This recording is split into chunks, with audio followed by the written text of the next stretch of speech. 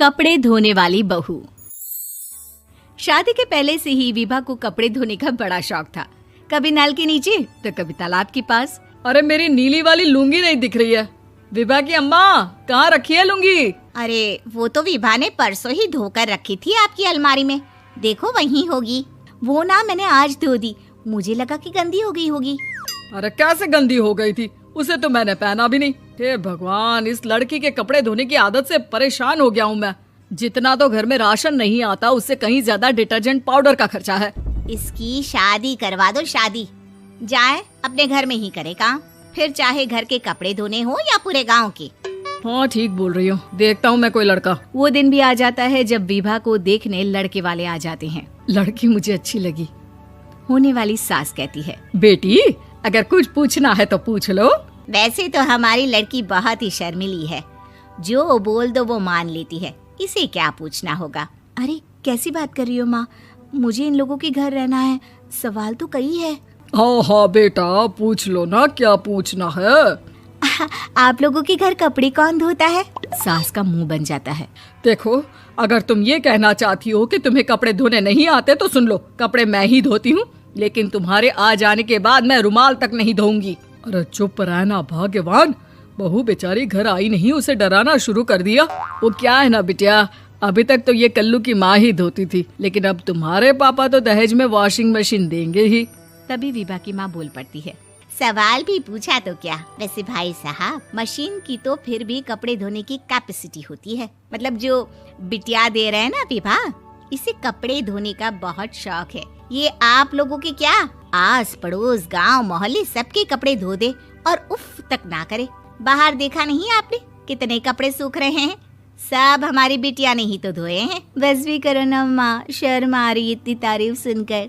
और तो और एक दाग निकाल कर दिखाओ तो मान जाऊं। हाँ अच्छा, माफ करना बेटा, मैंने गलत समझा। हमें तो रिश्ता बहुत पसंद है। और ऐसे जुड़ जाता है रिश्ता कपड़े धोने का शौक रखने वाली विभा का। उसकी शादी हो जाती है कोयला फैक्ट्री में काम करने वाले कल्लू के साथ। शादी के बाद अचानक विभा चिल्लाती हुई सास के पास आती है। सासू माँ, अरे सासू माँ कहाँ है आप? ये तो धोखा है, धोखा दिया आप लोगों ने मुझे। इसे ससुर के चक्कर के बारे में पता चल गया। अरे तो उसमें तुझे क्यों धोखा मिला है? अरे नल में पानी नहीं आता, कपड़े कैसे कब धुलेंगे? अच्छा, तू पानी नहीं आ रहा उसकी बात कर रही है। तो आपने क्या सोचा? कुछ नहीं। अच्छा, तेरी माँ ने कहा था कि कपड़े धोने का शौक है तुझे, याद आया मुझे। शौक बोलकर कपड़े धोने वाले मेरे जुनून को कम ना आके सासू माँ, कपड़ा धोना मेरा गुरूर है। तभी पति भी वहाँ आ जाता है। अभी मैंने इसे सनी देओल की फिल्म दिखाई है, उसी के डायलॉग मार रही है माँ। अच्छा सुन, साफ साफ बता रही हूँ, पानी सुबह 4 से 6 और शाम को 10 से 12 आता है, समझी? विभा टाइमिंग सुनकर हैरान हो जाती है। ये क्या भूतों का मोहल्ला है? सुबह 4 बजे उठकर कौन कपड़े धोता है? 4 बजे टंकी में पानी जाता है, फिर सारा दिन धोना ना, किसने मना किया? अरे कैसी बात कर रही हैं? 200 लीटर की टंकी में कितने कपड़े धो लूंगी मैं? सुबह ही उठ जाऊंगी मैं। अब क्या था, विभा सुबह 4 से लेकर रात के 12 बजे तक कपड़े ही धोती रहती। एक रोज सास पड़ोस से निकलकर कहीं जा रही होती है कि साथ वाली कहती है, हाँ कल्लू की माँ, जरा ये बताओ कि 2 साड़ी है, 2 ब्लाउज और एक पेटीकोट और एक नाड़े वाला लंबा कच्छा। हाँ तो? अरे तो क्या, कितना लोगी धुलाई ये बताओ। धोबन दिख रहे हैं हम क्या? हमारे पति सरकारी नौकरी से अभी रिटायर हुए हैं और बेटा सुपरवाइजर है कोयला फैक्ट्री में। धोबन समझ रखा है हमें? हाय रे कल्लू की अम्मा, माफ कर दो, वो तो मोहल्ले में यही सब बता रहे थे कि तुमने बहू को कपड़ा धुलवाने के काम में लगा दिया है। सास को पड़ोसन की बात सुनकर गुस्सा आ जाता है। वो घर पहुंचती है जहां घर के बाहर ही इतने सारे कपड़े सूख रहे होते हैं जितने कि किसी धोबन के घर पर। अरे ओ कल्लू की दुल्हन, बाहर निकल।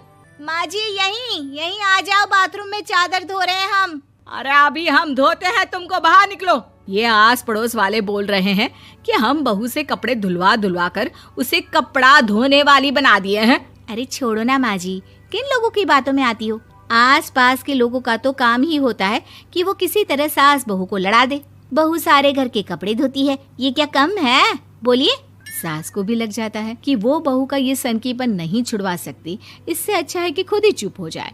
एक रोज सास और बहू मंदिर जाते हैं, जहाँ सास की साड़ी वहाँ खड़ी भीख मांगने वाली से मिलती है। माँ जी क्या बात है, आपकी साड़ी उस भिखारन से कितनी मिल रही है ना? हाँ हाँ, देखो तो दोनों की साड़ी मिल रही है। क्या बात है कल्लू की अम्मा, तुम खुद को तो अफसर की बीवी बताती हो और ऐसी सिंपल सी प्लेन साड़ी पहनकर घूमती हो। सिंपल और प्लेन नहीं है ये साड़ी। तो क्या सोने के धागे से फूल बने हैं?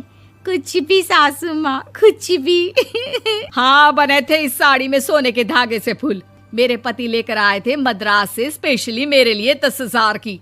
ताहे भाई साहब इस भिखारन के लिए भी सेम टू सेम साड़ी लेकर आए होंगे 10,000 की।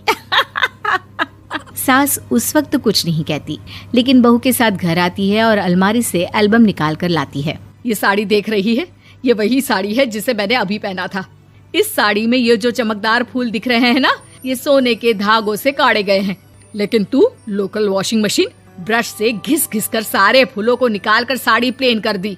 मुझे माफ कर दीजिए सासू माँ। और तो और, जब मैंने तुझे तेरी गलती के लिए कुछ नहीं कहा, लेकिन तूने तो सबके सामने मेरा मजाक ही बना दिया। क्यों? बहू को समझ में आ जाता है कि अब से उसका कपड़े धोना बंद।